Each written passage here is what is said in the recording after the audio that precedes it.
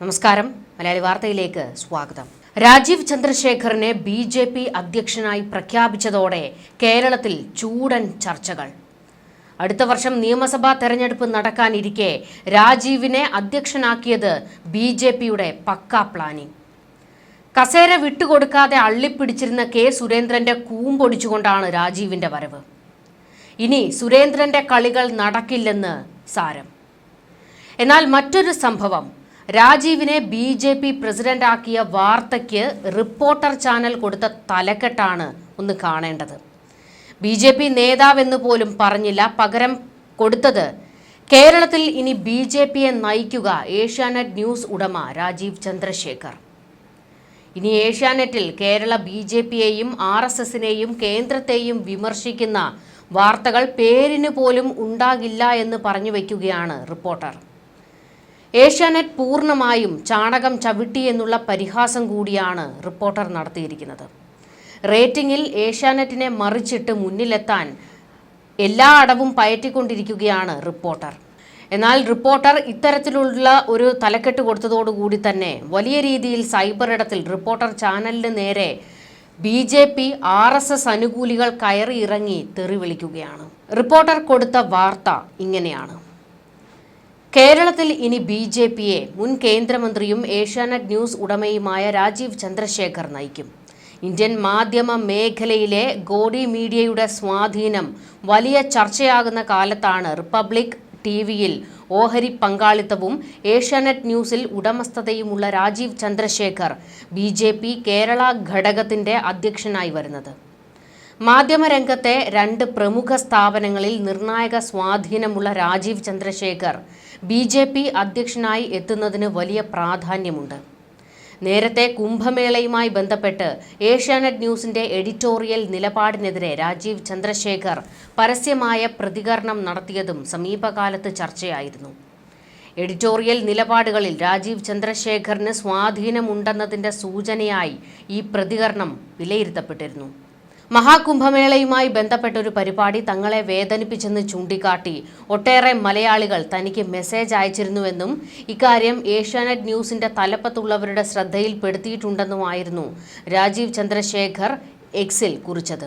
ലക്ഷക്കണക്കിന് വിശ്വാസികൾ പങ്കെടുക്കുന്ന ഇത്തരം ഒരു ചടങ്ങിനെക്കുറിച്ച് അശ്രദ്ധമായ പരിഹാസ പരാമർശങ്ങൾ ഉണ്ടാകരുതെന്ന് ചാനലിന്റെ തലപ്പത്തുള്ളവരോട് ആവശ്യപ്പെട്ടിട്ടുണ്ടെന്നും ഏതൊരു മതത്തിലെയും പോലെ ഓരോ ഹിന്ദുവിനും അവരുടെ വിശ്വാസം പ്രധാനമാണ്, അത് ബഹുമാനിക്കപ്പെടണമെന്നും രാജീവ് ചന്ദ്രശേഖർ സോഷ്യൽ മീഡിയ പോസ്റ്റിൽ കുറിച്ചിരുന്നു.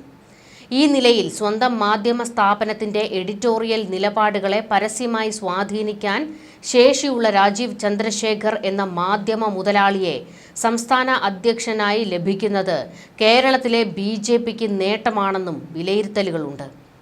തെരഞ്ഞെടുപ്പിന് മുന്നോടിയായി പ്രധാനമന്ത്രി നരേന്ദ്രമോദിയുടെ അഭിമുഖം ലഭിച്ച ഏക മലയാള മാധ്യമവും ഏഷ്യാനെറ്റ് ന്യൂസ് ആയിരുന്നു. ഇതായിരുന്നു റിപ്പോർട്ടർ പങ്കുവച്ച വാർത്ത. ഏഷ്യാനെറ്റ് ഇനി പൂർണ്ണമായും ചാണകം ചവിട്ടുകയാണ് എന്നാണ് റിപ്പോർട്ടർ പരിഹാസരൂപേണ വ്യക്തമാക്കുന്നത്. എന്നാൽ ഇതിനെയാണ് വലിയ രീതിയിൽ റിപ്പോർട്ടർ ചാനലിനെ വിമർശിച്ചുകൊണ്ട് പലരും ഇപ്പോൾ കമൻറ്റുകളൊക്കെ സോഷ്യൽ മീഡിയയിൽ പങ്കുവയ്ക്കുന്നുണ്ട്. അപ്പോഴും ഇവിടെ ശ്രദ്ധിക്കേണ്ട മറ്റൊരു കാര്യമുണ്ട്. കൈരളി പോലും കൊടുത്ത വാർത്ത സുരേന്ദ്രനെ പിന്തള്ളി രാജീവ് ചന്ദ്രശേഖർ ബി.ജെ.പി. അധ്യക്ഷനായി എന്നാണ്. എന്താണോ എന്തോ കൈരളി വിഷയം വല്ലാണ്ടങ്ങ് മയപ്പെടുത്തിയത്.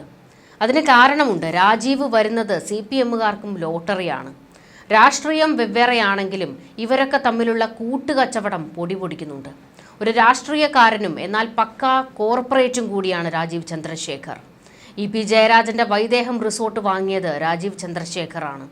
അദ്ദേഹം തിരുവനന്തപുരത്ത് മത്സരിച്ചപ്പോൾ ബി.ജെ.പിയേക്കാൾ ആത്മാർത്ഥതയോടെ അദ്ദേഹത്തിന് വേണ്ടി പണിയെടുത്തത് CPM ആയിരുന്നു എന്ന ഒരു പരിഹാസമുണ്ടായിരുന്നു.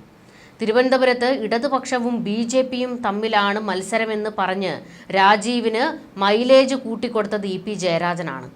പന്ന്യൻ രവീന്ദ്രന് വേണ്ടി പ്രചാരണത്തിന് പോലും CPM ഇറങ്ങിയില്ല. പന്ന്യന് വേണ്ടി പ്രവർത്തിക്കാത്തവർ ഒളിഞ്ഞും തെളിഞ്ഞും രാജീവിന് വേണ്ടി പ്രവർത്തിച്ചു എന്ന ആക്ഷേപം അന്നേ CPM-ന് നേരെ ഉണ്ടായിരുന്നു. CPI-കാർ പോലും CPM-നെ വിമർശിച്ചത് ഈ വാക്കുകൾ പറഞ്ഞായിരുന്നു. എന്തായാലും BJP അധ്യക്ഷ സ്ഥാനത്തേക്ക് രാജീവ് ചന്ദ്രശേഖർ വന്നതോടുകൂടി ഒരു വലിയ ചർച്ചയും ചൂടൻ പരാമർശങ്ങളും വിവാദങ്ങളും ഒക്കെ അങ്ങ് കത്തിപ്പടരുകയാണ്. രാജീവ് ചന്ദ്രശേഖർ അധ്യക്ഷനായതോടുകൂടി അടപടലം കൂമ്പൊടിഞ്ഞത് സുരേന്ദ്രൻ്റെയാണ്. 5 കൊല്ലം പൂർത്തിയാക്കിയ താൻ അട്ടിമറിയിലൂടെ വീണ്ടും തുടരുമെന്ന സന്ദേശമാണ് BJP സംസ്ഥാന അധ്യക്ഷനായിരുന്ന കെ സുരേന്ദ്രൻ അണികൾക്ക് നൽകിയിരുന്നത്. ഡൽഹിയിൽ നടന്നതൊന്നും ആരും സുരേന്ദ്രനെ അറിയിച്ചതേയില്ല. വി മുരളീധരൻ പോലും കേരളത്തിൽ നേതൃത്വ മാറ്റത്തിന് അനുകൂലമായിരുന്നു. RSS കെ സുരേന്ദ്രന് പൂർണ്ണമായും എതിരായിരുന്നു. RSS എതിർത്താൽ പിന്നെ ആർക്കും BJPയെ നയിക്കാൻ കഴിയില്ലെന്ന പൊതു തത്വം പോലും സുരേന്ദ്രന് തിരിച്ചറിയാൻ കഴിഞ്ഞിരുന്നില്ല. എല്ലാ അർത്ഥത്തിലും ഡൽഹിയിൽ നിന്നുള്ള സർജിക്കൽ സ്ട്രൈക്കായി രാജീവ് ചന്ദ്രശേഖറിനെ നിയമിച്ച കേന്ദ്ര തീരുമാനം സുരേന്ദ്രന്. ഒന്നും സുരേന്ദ്രൻ അറിയാതിരിക്കാനുള്ള കരുതൽ ഡൽഹിയിൽ ഉണ്ടായിരുന്നു. സുരേന്ദ്രൻ ഒരു പദവിയും നൽകാതെയാണ് രാജീവിനെ നിയോഗിക്കുന്നത് എന്നത് ശ്രദ്ധേയമാണ്. മുൻ സംസ്ഥാന അധ്യക്ഷൻ എന്ന നിലയിൽ BJP കോർ കമ്മിറ്റിയിൽ സുരേന്ദ്രന് തുടരാം.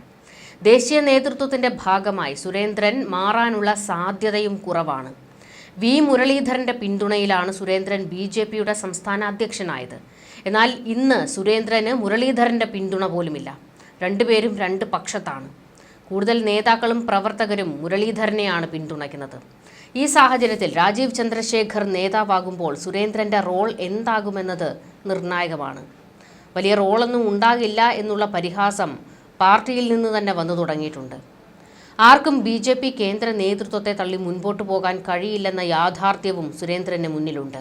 പാലക്കാട് ഉപതെരഞ്ഞെടുപ്പിൽ സുരേന്ദ്രന്റെ നിർബന്ധത്തിന് വഴങ്ങിയാണ് കൃഷ്ണകുമാറിനെ സ്ഥാനാർത്ഥിയാക്കിയത്.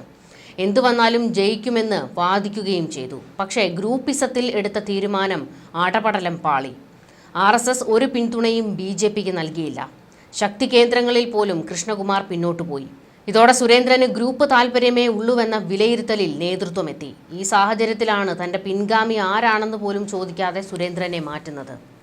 അതിവിശ്വസ്തരോട് പോലും താൻ തുടരുമെന്ന സന്ദേശമാണ് സുരേന്ദ്രൻ കോർ കമ്മിറ്റി യോഗത്തിന്റെ മുൻപ് വരെ നൽകിയത്. പ്രധാന മാധ്യമങ്ങൾ പോലും ഇത്തരത്തിൽ വാർത്ത നൽകുകയും ചെയ്തിരുന്നു. കഴിഞ്ഞ ലോക്സഭാ തെരഞ്ഞെടുപ്പിൽ തിരുവനന്തപുരത്ത് BJP സ്ഥാനാർത്ഥിയായിരുന്നു രാജീവ് ചന്ദ്രശേഖർ. കഴിഞ്ഞ തെരഞ്ഞെടുപ്പിൽ ശശി തരൂരിനെ 10,000-ഓളം വോട്ടിനാണ് രാജീവ് ചന്ദ്രശേഖർ പരാജയപ്പെടുത്തിയത്. പ്രസിഡന്റ് സ്ഥാനത്തേക്ക് വരാൻ താൽപ്പര്യമില്ലെന്ന് കേന്ദ്ര നേതൃത്വത്തെ രാജീവ് അറിയിച്ചുവെങ്കിലും ഞായറാഴ്ചത്തെ കോർ കമ്മിറ്റി യോഗത്തിൽ പങ്കെടുക്കാൻ അമിത്ഷായാണ് നിർദ്ദേശം നൽകിയത്. RSS സഹകരണം കേരളത്തിൽ BJPയുടെ വളർച്ചയ്ക്ക് അനിവാര്യമാണെന്ന് രാജീവ് ചന്ദ്രശേഖറിന് പലരും ഇപ്പോൾ നിർദ്ദേശം കൊടുത്തിട്ടുണ്ട്. ആ നിർദ്ദേശമനുസരിച്ച് RSS പിന്തുണയിൽ മുന്നോട്ട് പോകാനാണ് രാജീവും ശ്രമിക്കുക. RSSനെയും മറികടന്ന് സ്വന്തം ഇഷ്ടത്തിന് ഭരണം നയിച്ചതാണ് സുരേന്ദ്രന് വിനയായത്. അതുകൊണ്ട് RSSനെ വെറുപ്പിക്കുന്ന പണിക്ക് രാജീവ് നിൽക്കില്ല എന്നാണ് എല്ലാവരും കരുതുന്നത്. കഴിഞ്ഞ ലോക്സഭാ തെരഞ്ഞെടുപ്പിൽ ക്രൈസ്തവ SNDP വോട്ടുകൾ BJP പെട്ടിയിൽ വീണിരുന്നു.